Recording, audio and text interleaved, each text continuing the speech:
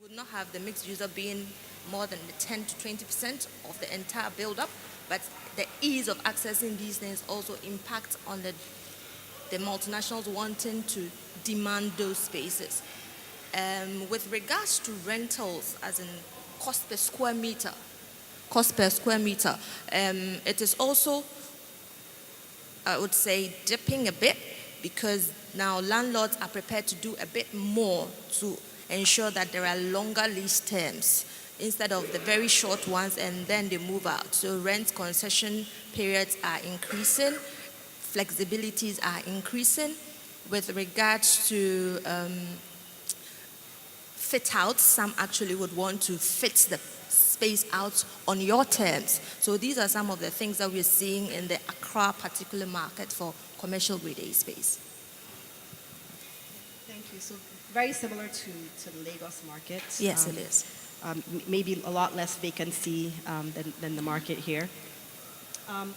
Jamil, so I just wanted to touch on sort of your challenges in the current market in terms of meeting and delivering on requirements for your corporate tenants and clients, whether you faced a lot of challenges in finding them the right type of space or in delivering lease terms that were favorable and flexible for them. Hello, good morning everyone. We do face quite a number of challenges, and one of the most peculiar ones is in terms of what the space requirements are, because as you would appreciate, a lot of organizations are now reducing on their space requirements. So if we go back 2-3 years ago, you have companies that were occupying 1,000 square meters and now downsizing down to about 500. And you have companies who were occupying about 600 to 500 square meters, 600 square meters, 500 to 600 square meters, and now downsizing to 250 or even lower. Now, what we find in the market is that a lot of the grade A buildings have been developed where you have an average floor plate of about 1,000 square meters. Now, not all of them have been designed in such a way that you can actually break up these floor plates to be able to give occupiers 100 square meters or 150 square meters. So there's one challenge on that particular part. On the other part is you look at the design of these office spaces are not easily configured to be able to take that into consideration. So that's one of the challenges that a lot of occupiers face. And this has created a huge gap because most occupiers are trying to reduce their floor space requirement. Some of these buildings are not easily adaptable to be able to cater for that. And this has created a huge gap in the market. And it has allowed a lot of older developers to now start rethinking strategy in the sense of asking those questions from brokers and property management companies and asking the critical question is, what are occupiers looking for? What are the average square footages that they want? And because of these, a lot of co-working investors have seen that gap and they're now taking advantage of that. And there's a lot of more co-working space offices emerging on the back of that. And one of the key things, again, is you look at what are the commercial offerings in terms of flexible lease terms and rent. Now, a lot of the grade A spaces are restricted with regards to the type of development loans they've taken. So they're a bit constrained on how much incentive they can actually give. But when you look at the co-working spaces, which is much more flexible, the offices are already fitted out. And when you look at the average cost of fitting out a 100 square meter office and you amortize that over a period of 5 years or 3 years, and you move into a co-working space, there's a huge savings. And so a lot of occupiers are looking towards that end where they're looking for furnished offices that can come in, plug and play, do what they have to do. At the end of their lease, they have the option to actually leave. So a lot of developers are now looking at how can we breach that gap. So you find more properties coming on the market with an average floor plate of 500 square meters, where they can actually cater for dividing each floor plate to at least 100 or 150 square meters, because that's the trend where the market is going. In today's market, you only have about 2 to 3% of occupiers who are actually looking for 1,000 or 2,000 square meters.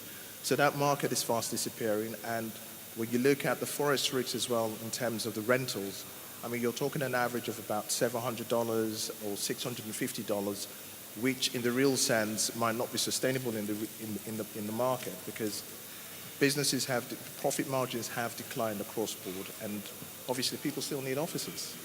So, but the co-working spaces are a lot more affordable and much more flexible, and the lease terms are much more durable. So you're not faced with the point where service charge is escalating on a year-by-year basis. You've got more relaxed terms in terms of escalation. And there's always that issue where is the rent going to be domiciled in dollars, and then we add an exchange rate to it. So those are the kind of flexibilities that a lot of occupiers are looking for, and global occupiers are looking for, and more investors are taking that on board and now designing new buildings to be able to cater for those needs. So we see that there's going to be growth in that. We see that developers are taking that on board, and we're hoping over the next couple of years there will be various options of smaller space requirements from occupiers where the demand is there and the supply is there. So we're seeing that change, and we believe in the next couple of years the market will be able to stabilize itself and be able to provide needs for various occupiers on different terms. Yeah, I think that's actually very apt. In the last 3 years, we've definitely seen that the size of the demand of space has actually gone down from over 1,000 square meters to 500 square meters and below. A 500 square meter client or tenant is actually one that is very attractive in the market, because a lot of people come to us and they're looking for 100 square meters of space or 200 square meters of space, and a lot of the buildings currently are not configured in such a way that they can reconfigure the space to take that requirement on. Sure, so add something. Sorry, I just want to add one or two experiences, because I think it's more important to learn from practical experiences. A couple of weeks ago, I sat down with the international graduates in the bank. These are the young trainees, essentially, just to have a sense check of what their world is, what their expectations are, what they'd like to see in the next 5-10 years, from buildings. And it's an interesting. It was an interesting insight, certainly for me. They're happy and comfortable with easy open spaces, but not just that. A lot of them don't expect to be sat in offices Monday to Friday, 7 hours of the day. So their ambition is in about a year or two's time, they probably just touch down in offices on average 2 or 3 hours in a week, and be able to sort of operate from everywhere else. So what got me thinking is, so how relevant will the property portfolio be in going forward? And we had to begin to engage with them better. And the reason why I share this story is, I think developers, agents like yourselves need to actually begin to work with the occupiers now to understand what design needs they want, and make sure it's incorporated, so that a lot of the, I wouldn't say mistakes, a lot of the lessons we've learned from the space we have today, we can actually make sure we address them going forward. The same thing at the moment in CDI, we're already working with a developer on our offices there, but we're already incorporating what our expectations are now to ensure that when it's built, it's relevant not just for today, but at least in the next 5 years' time, albeit we're not necessarily able to plan. So I think there's an element of that. The last example I want to share is, we recently opened our Ghana head office. Very, very interesting scenario. We actually, the space we created for the canteen was not sufficient. So essentially we have about 700 staff in there, and the canteen was created for, I think, about 100 people. It's the converse of this space optimization conversation. Now we're having to actually extend it. And in the lessons that we've learned from that, it's literally, so we're looking for service providers. So we're not just going in there and saying we're going to provide the canteen facility or the catering service. So we're wanting to collaborate with service providers who will go in there, either take the lease or the bank takes the lease. We work at an arrangement, and they actually provide the service. So we don't necessarily end up taking over the lease burden. But so the messaging in there is collaboration. And I think that's something that we now need to begin to look at even more. Beyond co-working, beyond the WeWork concept, it's actually collaborating with the service suppliers as well as the occupiers. Thanks. So just to add, go ahead. Maybe you can respond to that. Okay. So I just wanted to say, you're having a lot of conversations, and having worked closely with you, knowing that you are, thinking outside of the box, and you're looking for space efficiency and cost savings, and always at the forefront of what do we do next, how can we better meet the needs of our employees in terms of the real estate that we provide. So the question I have for you is really, when you look across the region, from Nigeria to Cote d'Ivoire and in Ghana and Cameroon, how are the landlords responding to these kinds of conversations? Are they collaborating? Are they coming to the table? And a very, very real question for us. I mean, so if I start with my smaller markets, I look at the Cameroons, I look at the Gambia, I look at Sierra Leone. Those markets are not sophisticated, they're not structured. A number of those countries have just come out of wars, or some of them are between elections and all of that. And so what we're doing is increasingly working with landlords. I'll give you a very classic example. In Sierra Leone, we're doing a restack of the buildings. We're having to actually move project managers, move developers, move people from Nigeria, and sort of give them whatever backup, whatever support it is to actually help us on this project. So again, you need to actually help some markets grow and develop. And I think even with the conversations with landlords, when you present structured leases in their presence, as you're aware, a lot of them just want it their own terms and their way. So it's just bringing them round. And I think it's a gradual process. It's not something that's going to happen overnight. But I think once it's tested with a particular property, then it opens the market to begin to roll out those ideas or initiatives. We're finding that out in Cameroon, which has been an interesting story. All right, go ahead. I just wanted to bring us back to the green building bit of things. This is becoming a very important consideration, and as you know, we are investors in some of these property projects. And what we try to make is green building sounds like climate change do good, but we believe there's a business case for green building. So even though I'm talking as a tenant/owner, I'm also talking to the developers with this comment. And one of the things we have found is that if the right measures are put in place to save on water and also energy embedded in material, as well as normal energy efficiency, first, the landlord will have a payback period that will make it worth the investment, and of course have a better return on the property. Then in addition to that, the landlord will be able to tell tenants that your energy costs will not be as high as so and so other building because of these things we have in place. So it's a win-win for both. And there's also another layer that's basically attracting a certain kind of tenants. Some tenants might even want to pay a small premium to be green, but that's not our focus, because we think of returns on the building, and we believe there is a business case. I don't want to talk too much about green buildings, because my colleague is going to be talking about this later in this conference, but that's a very important consideration. I'm glad you brought it up, because I think that's, looking at the Lagos market, I'm not sure there's sufficient information and justification out there, so for the occupiers and even for the developers, that tells them, look, if you do incorporate X, Y, and Z into your building, these are the types of returns or savings that you will have. And I think as more and more information is out there, and more programs, EDGE, for instance, are in the market and are promoting this green building concept, I think maybe people will really start thinking about it and considering it. But at the moment, for a lot of the corporates that I represent, it's more of a nice to have, it's not a necessity. And I think we just need to start talking about the business case and the actual data. And I think once that's out there, it will help. Thank you. So I've been given the 5-minute warning. All right, let's leave it there. Does anyone have any questions? Questions around the evolving demand side of commercial real estate?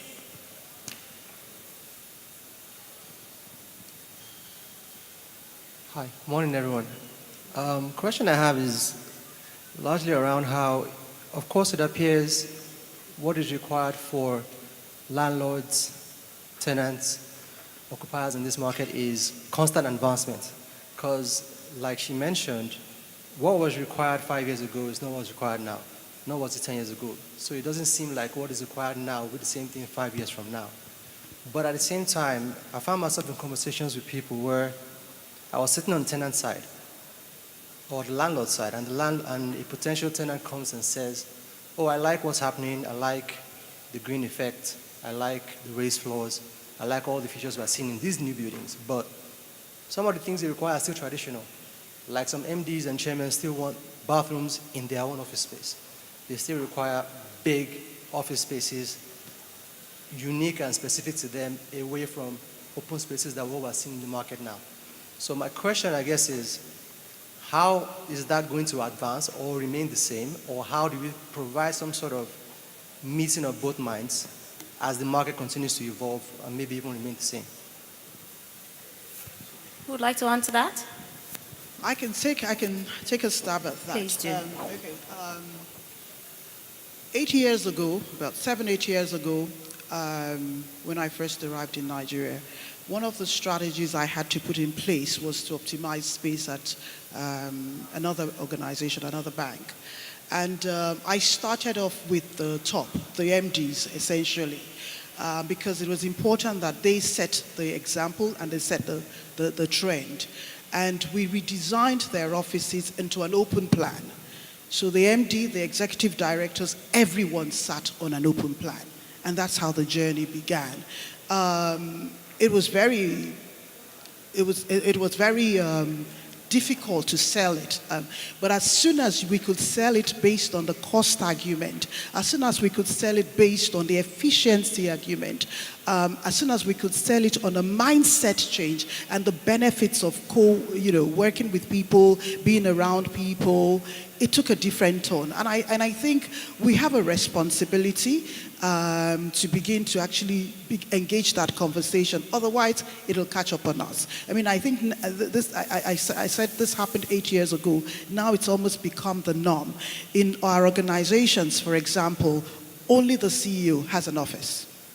Everyone else sits open plan. I sit open plan, and we're all comfortable with it. And I believe that it's improved and enhanced productivity. So it's about the conversations you have and how you can bring people on board with those challenges in addressing it. Thanks. And I was just going to add, I think the design process is also driven by corporate culture. So a lot of organizations are open to having open plan space, and you can sell them on the idea of cost saves, etc. But there are some industries where, having the corner office is still important. A lot of legal firms just won't have the open plan space because their partners will always require that they have enclosed offices. I think we're moving a lot more away from that, but culturally in Nigeria, I think you will still find that, in the short term, that you will still have companies that require the enclosed offices for their executives. I think I'd like to add something from the Ghana perspective. It's a blend of the two. So you find out that multinationals would want to do what Anne says, and there are some who are typically culturally Ghanaian who would want to do MD has the space. And so you need to be a developer who can adjust to both. We've had tenants who've come in, they want some level of space, probably beyond 1,000 square meters, and the MD has to have something to himself. And even those who do owner-occupier, you would realize they actually build to suit these cultural expectations. So in Ghana, it's a blend of the two. All right, we have another question. Hello. Okay, so with the high occupancy levels that we're experiencing in both Nigeria and Ghana, I think Nnenna mentioned it's 50 to 70%, and the Vacancy. vacancy levels, sorry. And then with also about 40,000 square meters of grade A office space in pipeline, it seems as though the developers are still adopting a build and they will come speculative approach. So what advice would you give to developers? And how do you think this can be addressed? Why do you think they're still building? And what advice would you give to the developers going forward? I think I've said this quite a few times. There has been such a focus on the A-grade sector of the market. And there's a huge population and a huge sector of the of companies out there that are just not being catered to. We need to start looking at redeveloping brown buildings and looking at ways in which we can develop international standard buildings that are not overspecified, where most of the corporates out there, whether they're indigenous companies or smaller multinationals, can actually afford the rent. So right now, all the focus has gone into grade A building, and people are still building grade A buildings, whereas there's a bigger need in the market, and that sector just is not being catered to. I just, speaking as an investor, IFC invests in the real estate segment. What we have found is that there's a lot of focus on office buildings, and some other areas are a bit neglected, like industrials, for example. There's a gap in that market. So maybe developers should start looking beyond grade A buildings for office space and start looking at opportunities in the industrial space. If you look at a lot of warehouses in Nigeria, I don't know whether to call them grade D or grade E, but they are just spaces where goods are packed, or some warehouse. And there are other opportunities there if developers have capacity to implement new buildings. So that's another thing to look in a different sub-segment. All right, final question, and we want one person to answer this, please. Okay, thank you very much. My question is on strategic sourcing, the handshake between the corporate real estate and the providers of the space. And when I say providers, we're looking at two dimensions: the providers of the space and the management service providers of the space, because companies want to keep their people where productivity will be enhanced, and it's been proven that that's a very strong factor in deciding that. But what we've noticed is that corporate real estate clients, they tend to see the service provision more like a commodity, where you think you can buy the service where it's generally applicable and available. But we know definitely that there are very few capacity providers that can meet the kind of standard you're looking for. Therefore, that requires a reorientation, a different approach to procuring it as opposed to being a commodity. Are you looking at how to make your requirements more available and work with FM service providers more like partners, where you can discuss your requirements, agree, and move forward together towards a convergence point, rather than seeing yourself as client versus contractors? That hasn't worked for us. I think that's an excellent question, actually, and I was hoping that this session will give us that opportunity. I think we have to. It's a short answer to it. I think the reality is that if you don't begin to have a collaborative, open book, honest conversation with facility providers, we will never get to where the corporates want to be. We've tested it. It's a very expensive solution because you have to invest in it. And as international organizations, it's not an investment that most organizations particularly want to have. We've done it in Standard Chartered Bank, where we're in the second year of it. It's a very detailed and a very structured way of delivering facility management. But ultimately, it's the right way forward, because people then understand the mindset. Because you're collaborating, because you're working, because we're sharing our expectations, because we're working together on the risks and the rewards are equally distributed, it gets you to the position where you want to be, which is getting a grade A or 100% facility service in the building. So I totally agree with you. But it's an expensive solution. I think that's the truth. Go ahead, Jamil. Well, just to rebuff on what Anne said. Now, if we go back a couple of years back, you find where developers will develop this building without taking into consideration the cost of maintaining that asset. And then the facility managers are brought at the very tail end of the project and asked to provide a service charge budget. And you find that sometimes the service charge budget might actually be more than the actual rent itself.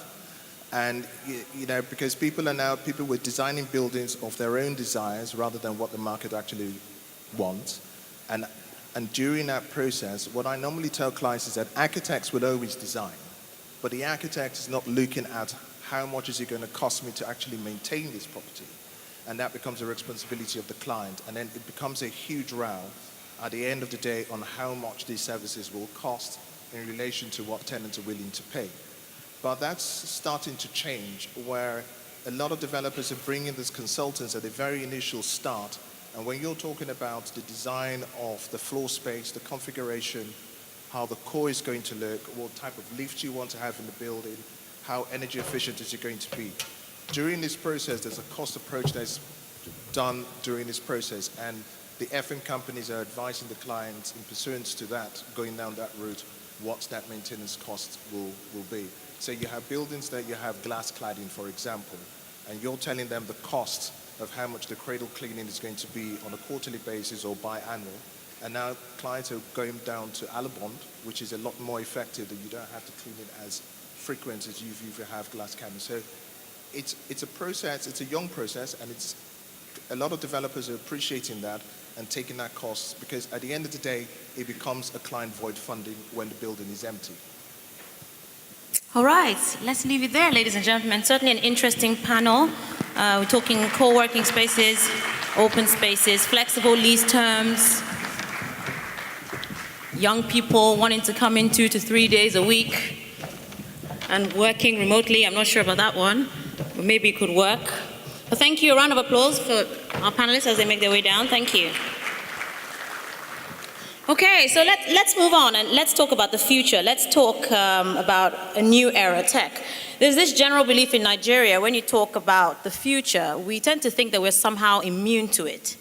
We think that these things and these predictions are too far away. We hear dates like 2030 and 2050, and some of us are thinking, will I even be here in 2050? You have keywords like climate change. And we can't really connect climate change to real estate. We can't connect climate change to anything in Nigeria in most cases. And many people say we have bigger problems to solve. And then it starts raining in November. And everyone is saying global warming. You talk about artificial intelligence in Nigeria. No one really thinks that it's anything. People say, when really will, machines take the place of human beings? It's a very interesting story, and I'll say this very, very quickly. I was scrolling through a feed of CNBC Africa, CNBC Europe, sorry. I actually present a show for CNBC as well, and I was looking through their feed, and turns out that in China, a news organization in China has created a robot news anchor. And literally, they're going to get this robot to do my job. And I was looking at it and thinking, are you serious? Like, can this be happening already? In 5 years' time, maybe I wouldn't even be standing here. You might have like a robot hosting this show. That's how quickly things are changing. When you talk about IoT in Nigeria, people don't know what you're talking about, but developers around the world are making use of smart technology in their buildings. Another funny story, I have a friend, I was having a very jobless day, and I have a friend, she was looking for a place to live on the island, and she said, come with me, let's go check out some properties. Now, I'm not a very picky property person. I tend to see beyond the vavavoom. I can just look at the four walls and be like, okay, I know how to make this space look good. Yeah? So we were going round and round, and she was finding it difficult to, pick anything. And finally I said to her, what are you looking for? And then she was telling me, oh, in my house in America, I had a remote control. I could, turn off the light in the kids' room, and I could do this and that. I could look at, security cameras, and, I had blinds. And I had a remote control that, bring my blinds up and down. And I looked at her and I was thinking, you're expecting blinds? The honest truth is we're living in a millennial world, and people want things, and they want things quickly. We're going outside Nigeria and outside Africa, and we're seeing how things are done, and we want to be comfortable, and we want to bring that comfort into our country. We hear words like blockchain technology, and we know that this is going to be something that will impact on the real estate sector, but we're slow to adapt to it, and we don't want to understand it. And when you think that, the future is too far off, just think about yourself when you were young. When I was young, on a Saturday, my brother and I used to walk to the video club every Saturday. We did this for like 10 years. We'll get our video and we'll play it. And for any Generation Z people in this room, I'm not talking about those CD player things. I'm talking the tapes that you put into those machines. I can't even remember what those machines are called anymore. And they don't exist. What are they called? VHS. If you think that the future is far, just think about Blockbuster. So from driverless vehicles to blockchain technology, digital innovation and disruptive technologies are reshaping industries. And in order to keep up, your businesses would need to adapt to the changes that are bound to happen. So let's talk prop tech, which is a new funky word, isn't it? How is the real estate sector changing in Africa? And what do we need to do to keep pace with digital advancements?